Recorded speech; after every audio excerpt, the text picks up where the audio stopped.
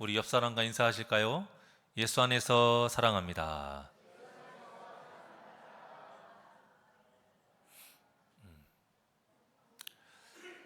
어제 가을 야유회로 장항 송림 산림욕장 거기서 구경을 하시고 아펜젤러 순직 기념관 또 성경 전래지 기념관 여기 이렇게 탐방하고 왔죠. 우리가 이 두 기독교 유적지를 둘러보면서 느낀 점은 하나님의 섭리는 정말 오묘하시구나. 하나님은 항상 일하고 계시는구나. 이것을 더 깊이 느꼈습니다. 뭐 다 누구나 아는 것이고 당연한 것이지만 이런 경험을 통해서 더 깊이 깨닫는 기회가 되는 것 같아요. 그래서 저에게는 참 의미 있는 시간이었습니다. 특히 그 성경 전래지 기념관에서 선교사보다 성경이 먼저 조선에 들어오게 된 그 배경을 설명해 주셨잖아요. 영상도 봤고요. 그것이 뭐 복음을 전하기 위해서도 아니었고 1816년에 조선 후기 때예요. 마량진 갈곳에 임시 정박했어요. 영국 함선이 알세트호라는 영국 함선이 임시 정박하면서 선장 머리 맥스웰 함장이 당시에 이제 그쪽 지역의 첨사 조대복을 만나게 됩니다. 뭐 언어가 통하지 않으니까요. 서로 어떻게든 몸으로 하든 뭐 그렇게 시간을 지내면서 좀 친해졌어요. 그런데 이제 이 머리 맥스웰 함장이 조선 땅에 들어오고 싶어 가지고 태우고 이제 배에 태우고 노를 저으면서 땅으로 갑니다. 근데 그때 조대복이가 가만히 생각해 보니까 자기 나라 정서상 이렇게 외국인을 함부로 들여놓을 일이 없거든요. 자기가 이제 큰 병고를 당할 것 같아서 막 웁니다. 근데 몰라요. 말이 안 통하니까 왜 우는 걸 몰라요.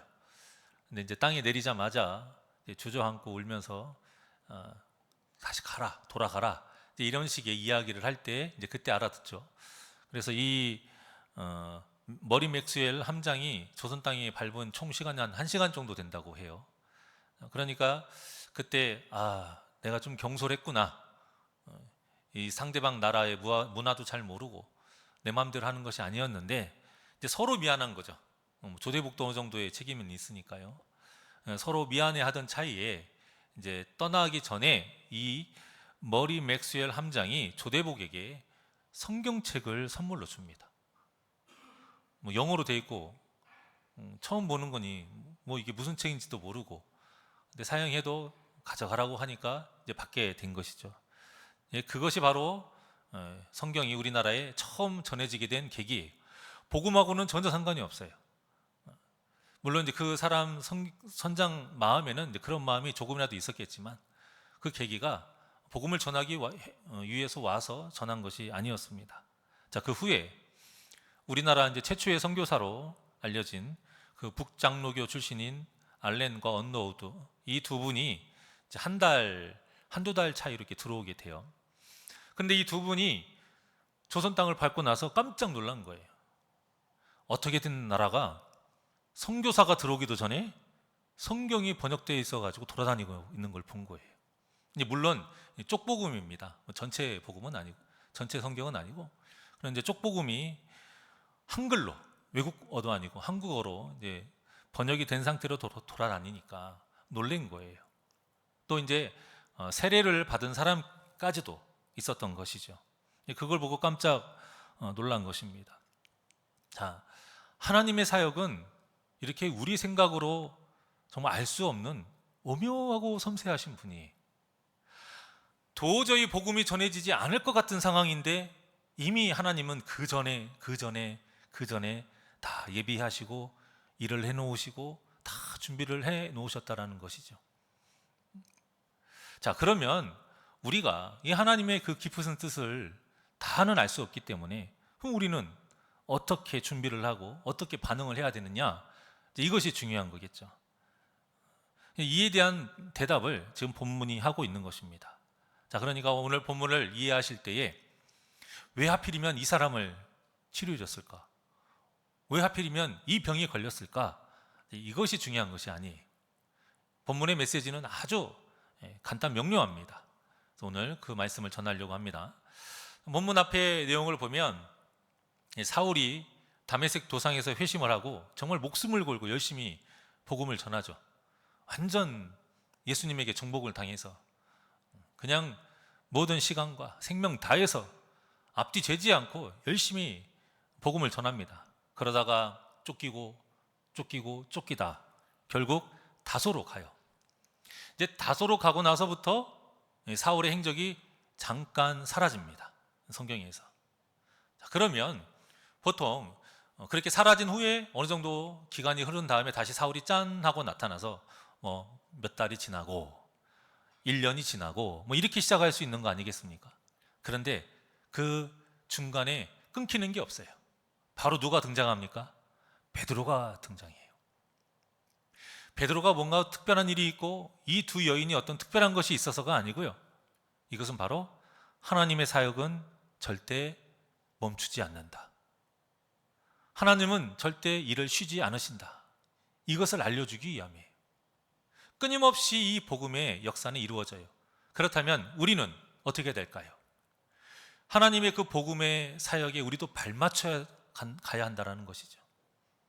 하나님은 열심히 일하시는데 우리는 아직 우리 때가 아니야. 내가 아직 준비가 안 됐어. 그리고 내 나름대로 내 때를 내가 정해. 그때까지 기다리게 되면 하나님하고 우리하고 사이클이 맞질 않아요. 자동차 보시면 아시겠지만 어때요? 양쪽의 발통이 축으로 이어져 있습니다. 그렇죠? 이게 이어져 있지 않으면 자동차는 그냥 전복돼 버려요. 돌아갈 때 같이 똑같이 돌아가야 됩니다. 그런데 이 돌아가는 게 맞지 않으면 자동차는 뒤집어지는 거예요. 사고 나가는 겁니다.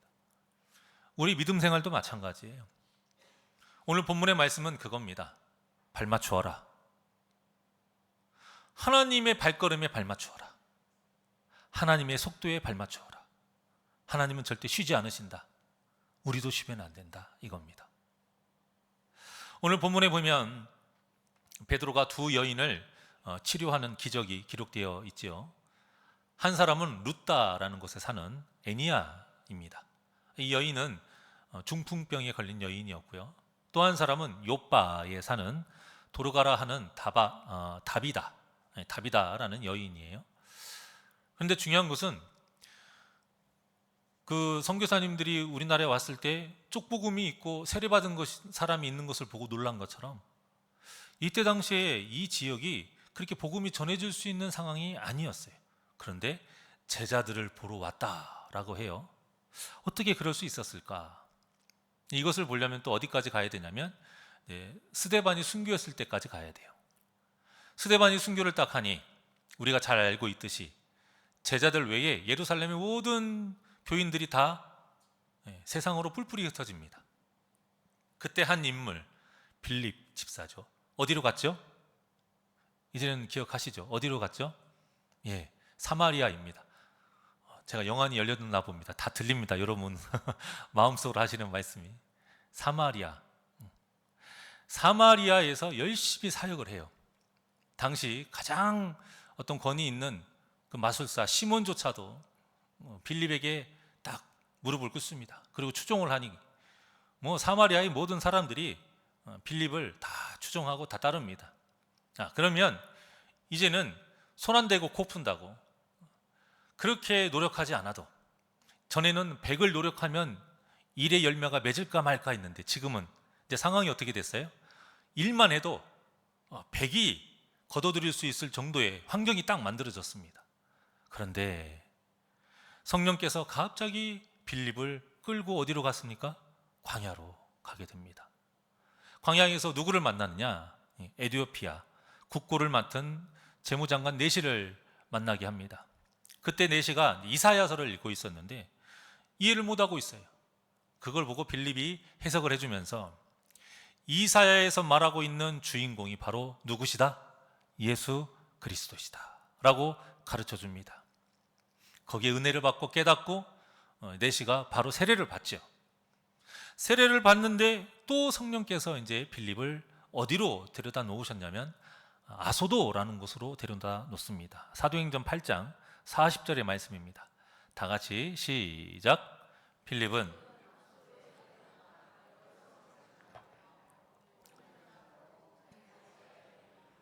아멘. 자, 이때 아소도에서 가이사랴까지 가는데 뭐라고 나와 있습니까? 중간에 여러 성을 지나다니며. 아소도하고 가이사랴 이 중간에 있는 지역이 바로 오늘 본문의 루따와 요빠입니다. 그러니까 이때 빌립이 열심히 돌아다니면서 뿌리는 복음의 열매를 베드로가 목격을 한 지금 상황인 것이죠. 그렇게 루따에 딱 내려갔을 때 애니아라 하는 8년 동안 중풍병에 시달려 있는 이 불쌍한 여인을 만나게 돼요. 그래서 베드로가 이 여인을 치료해 줍니다. 자, 그런데 오늘 본문에 보시면 아시겠지만 이 모든 과정이 어때요? 복잡합니까? 깁니까? 복잡하지도 않고 길지도 않고 아주 간단 명료하게 짤막하게 설명하고 끝나요. 다른 성경에 이런 기적을 행하는 그런 과정을 보면 최소한 아픈 병자가 치료해 달라고, 저를 도우소서, 이런 식의 말이라도 한 말이 있는데 오늘 본문에는 한 마디도 없어요. 그냥 치료한 걸로 끝납니다. 애원하는 장면도 없어요. 누가 어떤 상황이다 설명하는 것도 없어요. 단지 중요한 것 하나는 오직 예수 그리스도의 이름으로 그 능력으로 치료가 된 사실, 딱 그거 하나만 명확하게 기록을 해놨습니다. 자, 그리고는 루따 근처에 있는 요빠, 아주 가까운 곳에 있는데 이 요빠에 있는 제자들이 베드로가 루따에 있다는 소식을 들은 거예요. 그래서 두 사람을 보냅니다. 베드로 빨리 오십시오. 베드로 선생님 지금 빨리 오셔야 됩니다. 그래서 간청을 합니다. 요빠가 어디죠? 우리가 잘 알고 있는 그 요나가 니느웨 성에 복음을 전하라, 그 경고해라 라고 하는 그 하나님의 명령을 듣기가 싫어서 다시스로 도망가려고 하잖아요. 그때 다시스로 가는 배를 탄 곳이 바로 요빠예요. 그 요빠에 도르가라 하는 다비다라는 여인이 있어요. 선행과 구제를 굉장히 많이 했던 아주 유명한 여인인데 이 여인이 병들어서 죽은 것이지요. 그래서 베드로가 그들과 함께 딱 갔더니 그 다비다 시신 곁에서 모든 과부라고 그랬어요. 모든 과부. 많은 과부도 아니고 모든 과부래요. 얼마나 과부를 돌아봤는지를 알 수 있죠. 그렇게 그 과부가 슬피 울고 있었다라고 기록되어 있습니다. 근데 그만큼 다비다는 존경받는, 그 인정받은 여인이었던 것이죠. 이에 이제 베드로가 사람들을 다 보냅니다. 나가라. 보내고 무릎을 꿇고 기도를 합니다. 그리고는 시체를 향해서 이렇게 말을 합니다. 40절입니다. 40절. 시작. 베드로가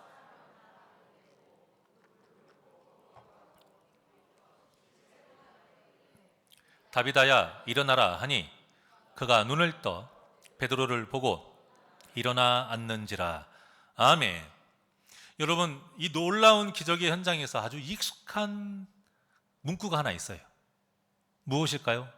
한번 맞춰보십시오. 그래요. 바로 맞히시네요. 일어나라. 일어나라. 일어나라, 이 단어가, 문장이 바로 달리다굼입니다. 달리다굼. 이 달리다굼 어디에서 나왔던 대목이죠? 자, 마태복음 5장 41절입니다. 시작. 그 아이의 손을 잡고 이르시되 달리다굼 하시니 번역하면 곧 내가 내게 말하노니 소녀여 일어나라 하심이라. 아멘. 회당장 야이로의 딸 죽었죠. 이미 죽었는데 예수님이 죽은 것이 아니라 잔다. 그리고 살리실 때 사용하셨던 말씀이 바로 달리다굼입니다. 자, 그러니까 베드로가 이 현장을 보고 그대로 따라한 거예요. 믿음이 있으니까 이게 가능한 것이죠. 그냥 한다고 해서 되는 것이 아니잖아요. 전에도 한번 말씀드렸지만 우리가 엘리야가 했듯이 제단을 그렇게 만들고 엘리야가 똑같이 했듯이 기도한다고 해서 하늘에서 불이 내리는 게 아니에요. 하나님의 섭리 가운데 확실한 하나님의 역사가 임할 줄 믿고 그 믿음으로 선포하고 나아갈 때에 이런 역사가 일어나는 것이죠. 자, 그러니까 이 달리다굼이라는 것은 어느 때 사용되냐면 죽음과 부활할 때, 이 죽음과 부활에 관련될 때에 사용되는 말인 거죠. 그러니까 부활을 선언하는 거예요. 부활을. 믿음이 없으면 절대 할 수 없는 말이에요. 자, 그런데 다비다가 살아납니다. 그렇게 성도들과 과부들이 다 보게 되고 이야기가 딱 마무리가 돼요. 되게 간단해요. 별 내용이 없습니다. 자, 그런데 이 두 가지의 사건에서 공통점이 있습니다.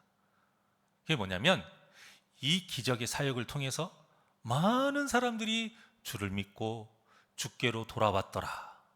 이게 기록이 되어 있어요. 이 사건으로 인해서 회심하고 다시 돌아오고 회복되는 역사가 있는 것입니다. 기적이 중요한 게 아니고요. 그 기적으로 인한 열매가 무엇이냐? 성도의 믿음의 회복이요. 또 믿지 않는 자의 예수 그리스도를 주인으로 삼는 이 복음의 역사인 것이죠. 우리가 너무 기적에만 눈에 팔려 있으면 안 됩니다. 하나님은 기적이 중요해서 기적을 베풀라고 하신 게 아니고요. 복음의 열매를 맺으라고, 말씀의 열매를 맺으라고, 사랑의 열매를 맺으라고 그런 기적의 역사를 우리에게 허락하신 것입니다. 그러니 우리가 기적에 눈에 팔리지 마시고 기적을 주신 그 하나님의 뜻, 그 하나님의 뜻을 우리가 바로 알고 열매를 풍성히 맺는 복된 저와 여러분이 되시기를 원합니다. 자, 그리고는 유대인으로서 이해할 수 없는 베드로의 모습이 보여요. 마지막 절입니다. 43절 시작.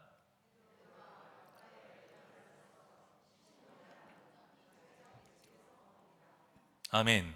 자, 베드로가 욥바에 여러 날 있는데 하필이면 어디에 있냐면 무두장이 집이라고.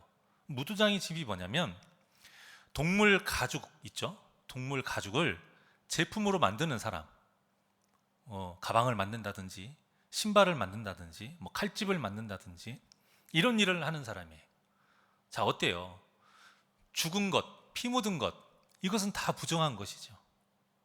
근데 그 가죽을 가지고 일을 하고 있으니 이 사람은 부정한 사람에 속하는 거죠. 사람들이 경멸했고요. 굉장히 멸시했습니다. 우리나라로 치면 백정 있죠, 백정. 백정이나 망나니.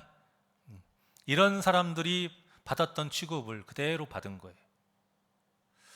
그리고 또 뭐 냄새도 굉장히 안 좋은 냄새가 굉장히 많이 났고요. 그래서 이들이 가족과 함께 살지를 못합니다. 그들끼리 사는 마을이 있어요. 그들끼리 사는 그곳을 정해서 거기에서 살게 했습니다. 옛날에 백정들이 백정촌이 만들어져 있었잖아요. 그거와 똑같은 거예요. 그런데 이렇게 배척당하고 무시당했던, 용건이 있으면 절대 그곳을 가지 않는 무두장이 집에서 베드로가 여러 날을 있게 된 겁니다. 이게 무슨 말일까요? 예수님께서 가르쳐 주신 대로 편견의 벽을 깬 거예요. 차별의 벽을 깬 거예요.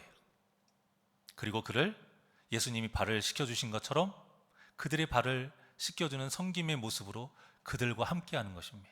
그리고 그들에게도 복음을 끊임없이 전하게 되는 것이죠. 자, 그래서 본문은 두 가지의 메시지를 전하고 있습니다. 첫째, 애니야와 다비다와 같이 복음을 알지 못하고 고통 속에서 죽어가는 심령들이 있다 이거예요. 물론 그들은 예수님의 제자였지만 비유적으로 봤을 때 그들처럼 고통스러워하는 심령들이 있다는 겁니다. 그 사람들에게 복음을 전해야 하는 사명이 있다는 거예요. 그러니 우리가 어떻게 살아야겠습니까? 복음을 전해야 되는데 어느 때까지? 죽을 때까지. 어느 때까지?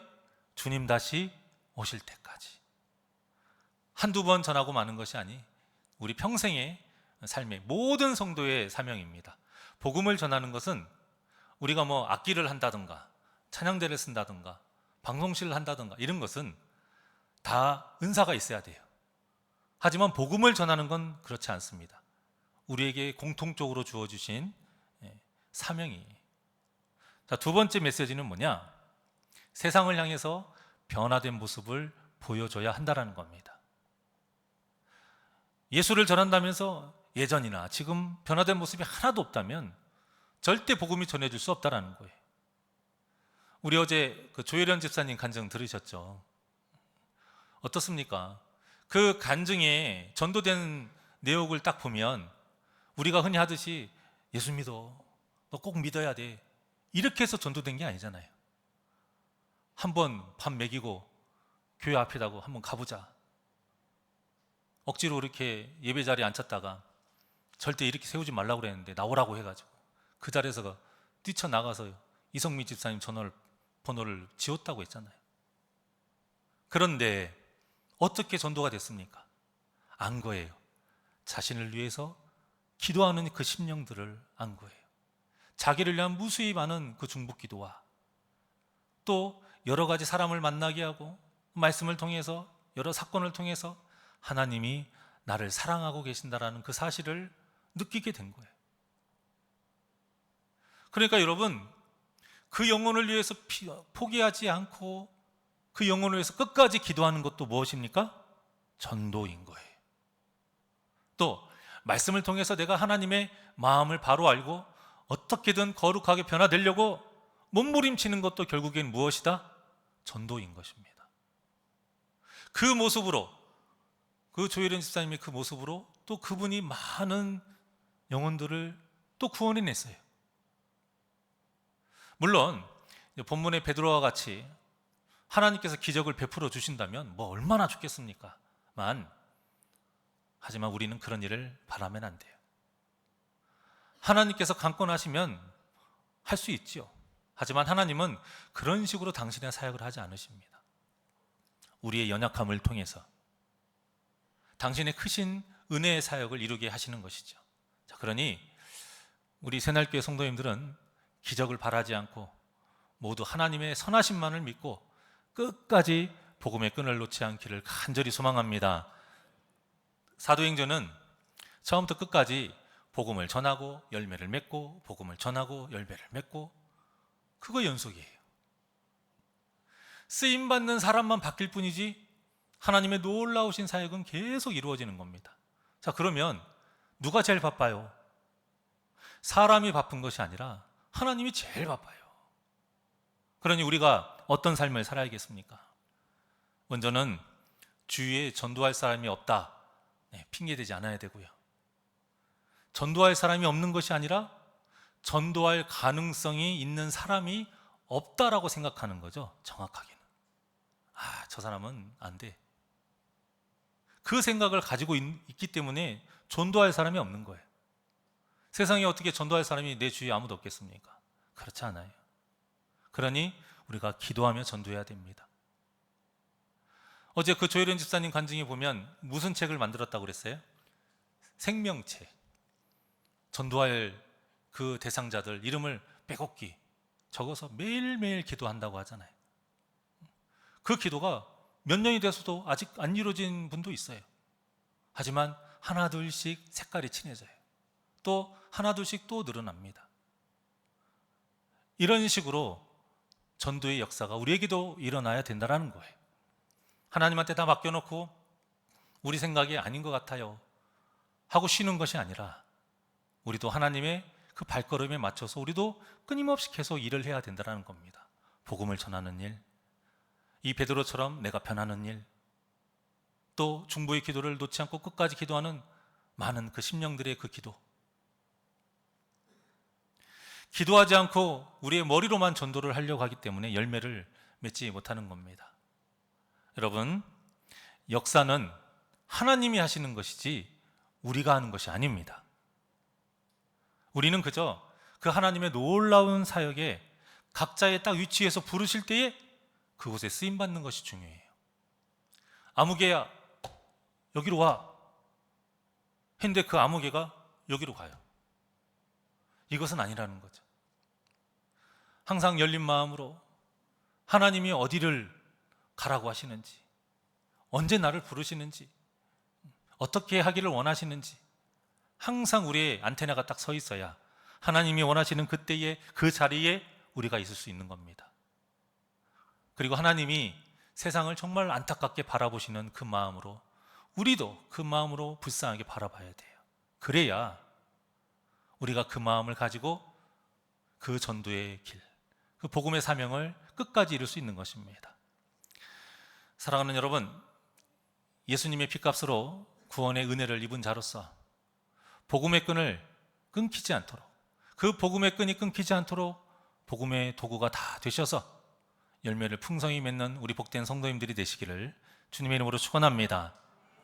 나는 예수님을 믿으니까 이 마음만 가지고 내가 원하는 곳으로만 가고 내가 하고 싶은 일만 하는 것이 아니라 빌립과 같이 성령께서 이끄시는 곳이라면 어디든지 가고 성령께서 하라는 일이라면 무엇이든 순종함으로 땅끝까지 이르러 주님의 증인이 되는 저와 여러분이 되시기를 주님의 이름으로 간절히 축원합니다. 우리 비전 찬양하시고 기도하겠습니다.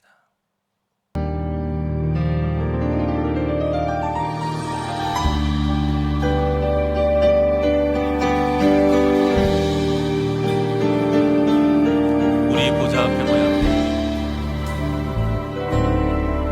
우리 보좌 앞에 모였네. 함께 주를 찬양하며 하나님의 사랑 그 아들 주셨네. 그의 피로 우린 구원받았네. 십자가에서 쏟으신 그 사랑 강같이 온 땅에 흘러 각 나라와 족속 백성 방 안에서 구원받고 주 경배 드리네.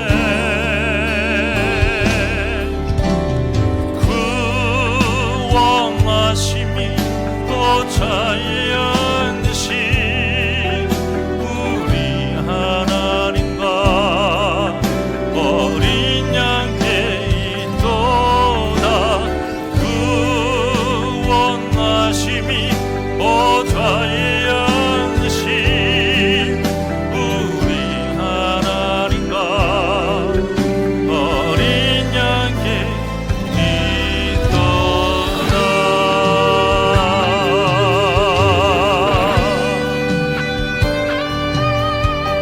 구원하심이 어린 양께 있습니다. 복음을 전하며 나아갑시다.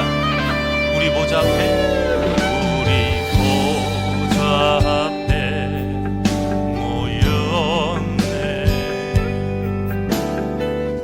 함께 주를 찬양하며 하나님의 사랑 그 아들 주셨네. 그의 피로 우린 구원받았네.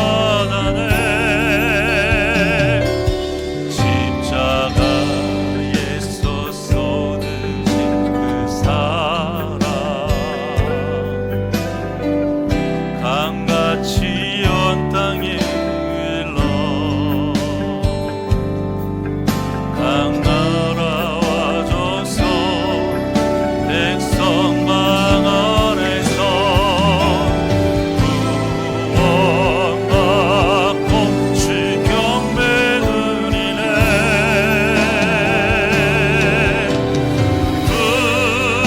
구원하심이 보좌에 앉으신 우리 하나님과 어린 양께 있도다. 구원하심이 보좌에 앉으신 우리 하나님과 어린 양께 있도다. 영원 영원히 영원 영원히 영원 영원히 주님께 영원 영원히 영원 영원히 영원 영원히 주님께 영원 영원히 영원 영원히 영원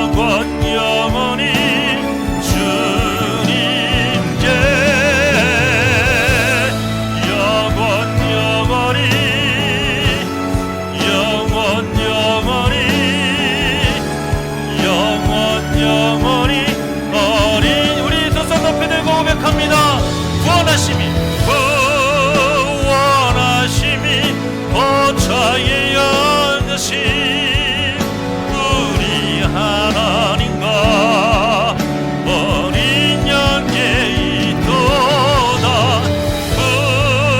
구원하심이 보좌에 앉으신 우리 하나님과 어린 양께 있도다.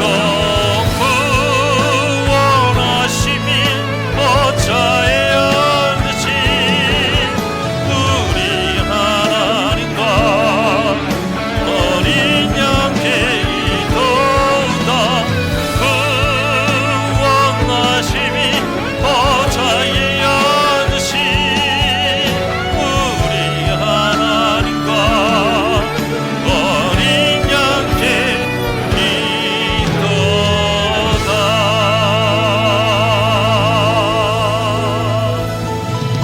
은혜가 풍성하신 하나님, 하나님의 은혜로 자격 없는 우리가 먼저 하나님의 자녀가 되는 권세를 누림에 감사를 드립니다. 우리가 뛰어나서도 아니요, 우리가 무슨 자격이 있어서 먼저 이렇게 구원의 길을 걸어가는 것이 아닙니다. 하나님께서 우리에게 더 큰 책임을 주시기 위해서 먼저 걷게 하셨사오니, 먼저 간 자로서 복음의 사명을 다 들고 주님 오시는 그 순간까지 복음을 전하며 살아가게 하여 주시옵소서. 하나님은 열심히 일하시는데 우리는 쉬고 우리가 하고 싶은 일을 한다면 어떻게 은혜 받은 자로서의 삶을 산다 말할 수 있겠습니까? 모두 다 하나님의 그 역사하심에 발맞춰서 하나님께서 원하시는 그곳에 있는 자 되게 하여 주시옵시고, 온전히 쓰임받아 이 땅에 예수 그리스도를 전하는 복음의 도구가 되게 하여 주시옵소서. 감사함이 예수님의 이름으로 기도하옵나이다. 아멘.